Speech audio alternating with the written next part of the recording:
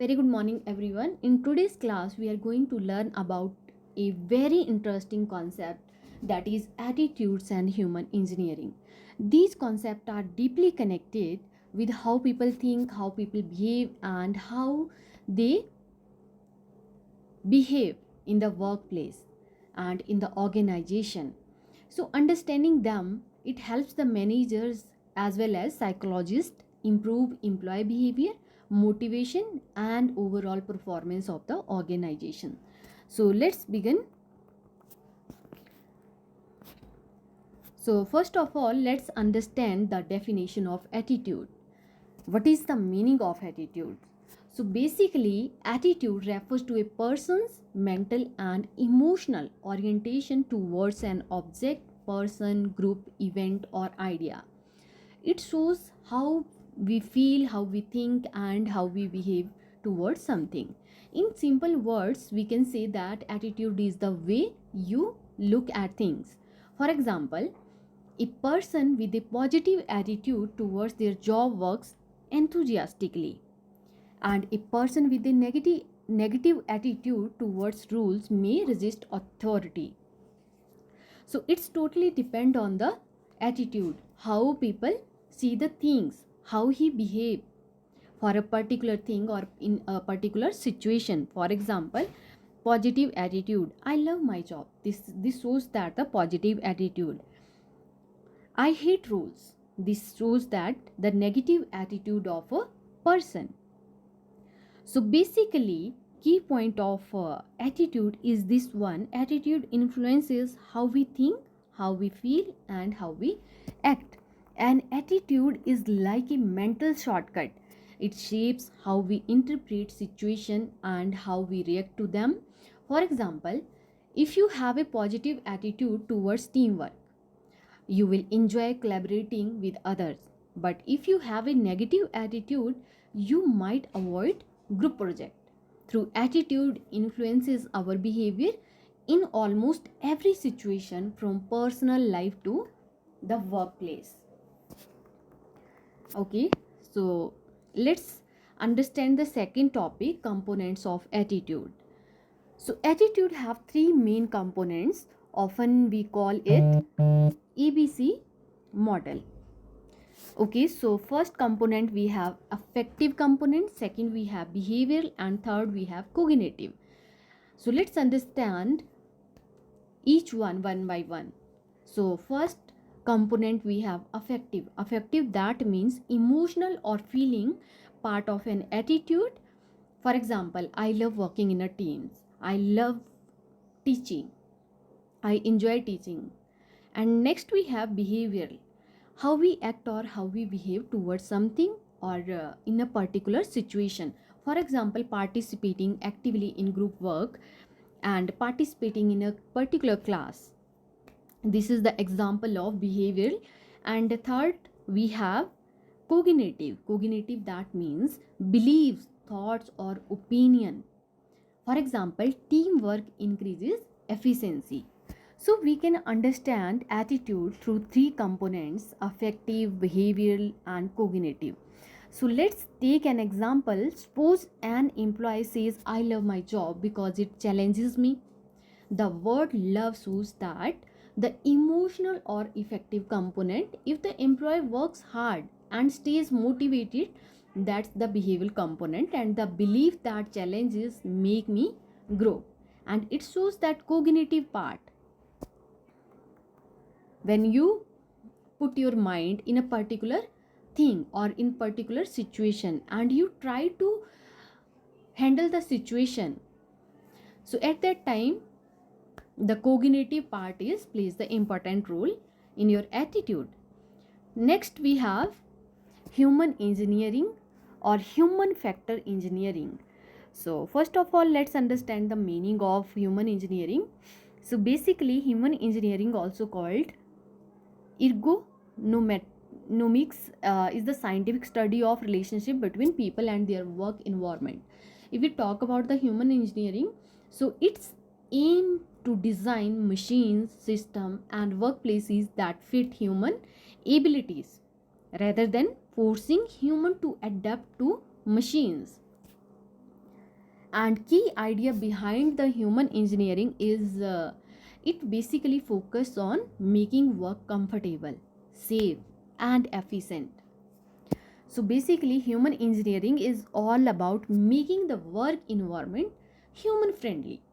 For example, when a chair is designed to support the back properly, or when button on a machine are placed for easy access, that's the human engineering in action. It combines psychology, and physiology and engineering to reduce fatigue, increase the productivity, and improve safety at work. Next, we have importance of engineering, human engineering. It basically increases the efficiency and productivity, and it reduces the accident and fatigue, and also improves the job satisfaction as well as promote the employee well-being. Apart from that, it enhances the design of tools, machines, and system. Next topic we have measurement of attitudes. So first of all, let's understand the meaning of measurement of attitude. So basically, it refers to identifying and quantifying people's feeling, beliefs, and behavior towards a specific object or issue. And these are the common methods that we basically used in attitude measurement. First method, we have Likert scale. Here, what we do basically, respondent indicate agreement or disagreement on the scale of 5 or 7-point scale. For example, I enjoy my work, that we give the strongly agree. And if we don't enjoy our work, so we give that one is strongly disagree. Next, we have Thurstone scale. So basically, it is also used to measure the attitude using the statements related by judgment for favorableness, and it is used in measuring opinions on social issues. Next, we have semantic differential scale. It is opposite adjective are given on a scale like happy or sad. So we can identify the attitude according to the scale. Next, we have observation, watching behavior to infer attitude. For example, employees punctuality may refer job attitude. If someone reach on a time at 9 o'clock in the particular organization on every day, so it shows that the person is punctual. Next, we have interviews and questionnaires. So basically, it is directly asking question about opinion or beliefs. And for example, do you like your supervisor? And watching behavior like punctuality.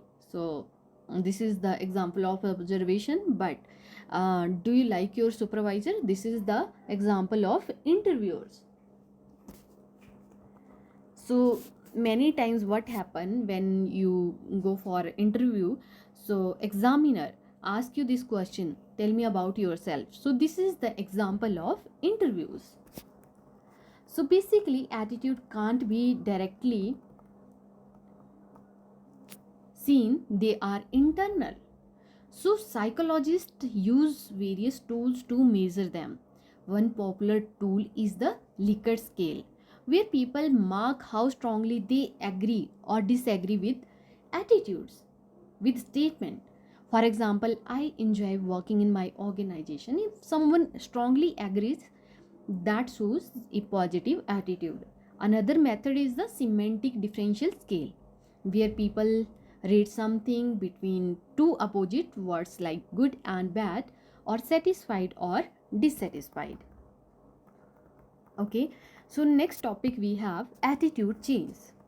So attitude change refers to the process of altering people's belief, emotions, and behavior towards an object, person, or idea.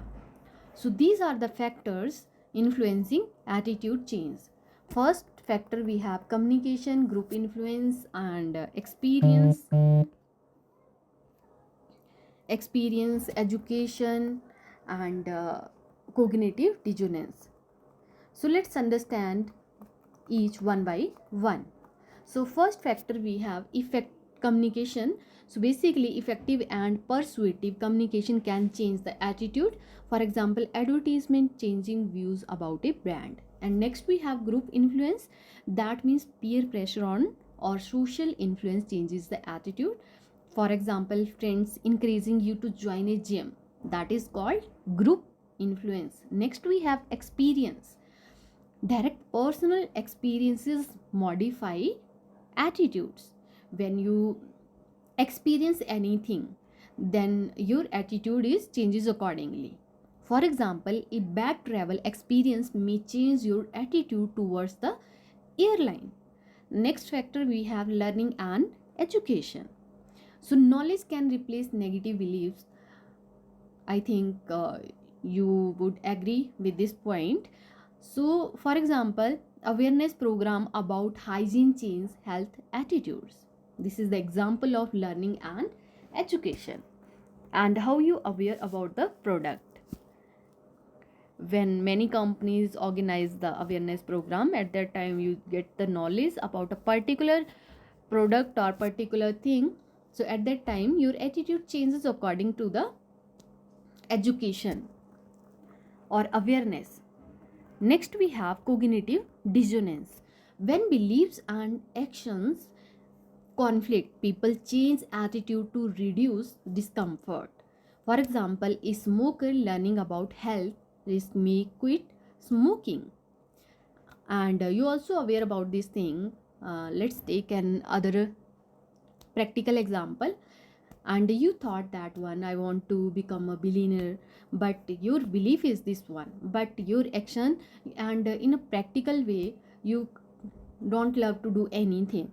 So here your beliefs and actions mismatch, and here the conflict arises between your beliefs and actions. So our attitude are not fixed, they can change over time. Communication and social influence are powerful tools for this. For instance, an effective advertisement can change our attitude towards a product. Similarly, education can eliminate the misconceptions. For example, awareness companion campaign about environmental protection can make people adopt eco-friendly habits. So managers and marketers use this technique to positively influence employee or customer attitude. Next topic we have connection between attitude and human engineering. So these are the aspect of attitude and human engineering connections. First we have employee efficiency, which means the positive attitude increases work efficiency and cooperation. If you have a positive attitude towards work, then automatically you give your 100% in the organization and you are able to contribute more, and the efficiency of the organization increases automatically.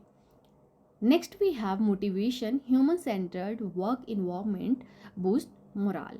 Next aspect we have behavioral change. Comfortable and safe surrounding help to develop better attitude towards work.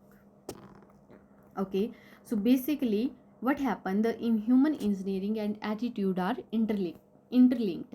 They connected to each other. If the workplace is designed keeping human need in mind, like proper lighting in the organization should be there, and proper ventilation should be there, and proper use of tools should be there, employees develop a positive attitude towards the organization. But if the environment is uncomfortable, their attitude may turn to negative, and it leading to stress and dissatisfaction. Okay, so come to the conclusion part. So students, to conclude this one, attitude is the way we think, feel and behave towards something, and it plays a vital role in the human behavior. Human engineering ensures that work systems are designed according to human needs, and together they can help organization create a positive, efficient and human friendly work environment. Always remember, a right attitude and the right environment can make work not just productive but also enjoyable. So that is all about for the today's class. Thank you so much. Bye bye. Take care. Have a good day.